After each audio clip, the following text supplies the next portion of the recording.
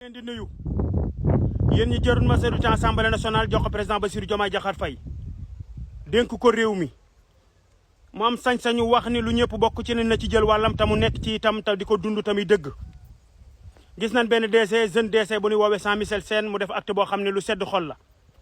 fekk ñu manqué courant mu def yéene fu mu daj ci réew mi ku ne am courant ñooñu ña ngay sibile waaye doo gis télé yi wane ko waaye bu doon manifester bu ñu toj dara wala ñu wax Seydina Ousmane Sonko mu sell mi naka sudul noonu dañuy profité wane ko waaye loolu du solo si.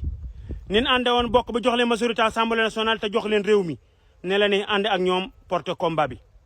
ndax gàccale ci yow mi nga xam ne yaa doon wax démb jàppale gars yi projet bi jaay ko nit ñi ba nu gëm ko nga wëlbati ko di wax leneen soo ko defee day mel ni li nga doon wax da nga ko doon wax di tatone waaye maîtriser woo ko.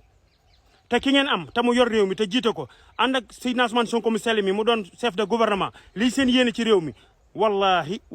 mooy Sénégal goo xam ne ñëpp dañ am jàmm ku ne la nga moom da nga ci jot réew mi amuk jàmm amuk dal ku liggéey da nga am dara ci kàttanu borom bi. réew mi nag dañu nekk ci jafar ak jubal jubanti ak li yàq woon bari moo tax yu bari faaw mu am ay kalkal mais réew mi dana neex dana dox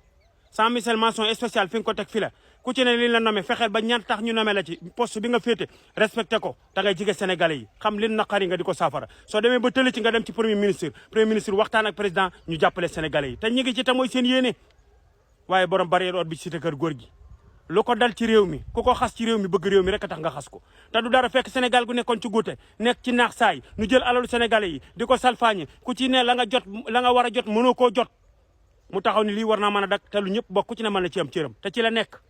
nan gën a taxaw nan gën a gëm projet bi nan gën a waggar Seydina Ousmane Sonko mu sell mi nan ko gën a fonk nan ko gën a jige nan nekk ci ginnaawam te di ko dimbali te di ko déglu mooy tax yitte ji mën a jàll président Diomaye fi ngeen ko teg fi la li nekk ci seenum xel te ngeen bëgg ko te nekk ci war koo doxal Cheikh Tidiane Dièye mention spéciale